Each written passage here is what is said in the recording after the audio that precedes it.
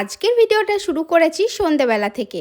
সন্ধ্যের সময় সন্ধে দেওয়া হয়ে গেলে আমি গোপালের সামনে বসে একটু কীর্তন করি। নাম কীর্তন করার পর গোপালকে তুলে ভালো করে আদর করে দিই, যাতে করে গোপালের রাত্রেবেলার ঘুমটা ভালো করে হয়। গোপালকে আদর করতে আমার খুবই ভালো লাগে। যখনই গোপালকে নিজের কোলে তুলি মনের কি যে একটা অনুভূতি হয় সেটা তোমাদেরকে বলে প্রকাশ করতে পারবো না। নিজের হাতে গোপালের সেবা করতে পারছি এটা ভেবেই নিজেকে অনেক ভাগ্যবান মনে হয়।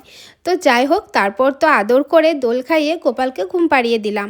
তো চলো, এরপর কাপড় ছেড়ে চলে এসেছি চাউমিন বানাতে। বেশ দুদিন ধরেই বর বলছে একটু চাউমিন খাবে, কারণ ও তো অনেক দিন ধরেই সেদ্ধ সেদ্ধ খাবার খাচ্ছে এখন।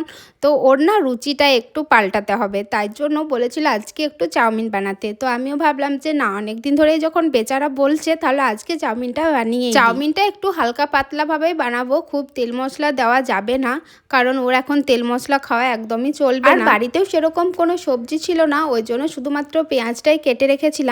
এরপর চাউমিনটা জল ছড়িয়ে একটু তেল মাখিয়ে রেখে দিয়েছিলাম, তাহলে কিন্তু চাউমিনটা একদম ঝুরঝুরে থাকবে, একটার উপর একটা লেগে যাবে। চাউমিনের মধ্যে আলু দিলেও কিন্তু বেশ ভালো লাগে, কিন্তু আমার হাতে একদমই সময় ছিল না, কারণ আমার বরের প্রচণ্ড খিদে পেয়ে গিয়েছিল, যার জন্য আলু কাটতে এতটা সময় আমার হাতে ছিল না। ওই জন্য যতটুকু শর্টকাটে করা যায় ঠিক ততটুকুই আমি করেছিলাম। তো দেখো, এখানে একটু সয়া সস দেওয়ার পর শুধুমাত্র 1 প্যাকেট ম্যাগি মশলা দিয়েছিলাম, হালকাভাবে বানিয়েছিলাম যাতে করে ওর কোনো রকম অসুবিধা না হয়।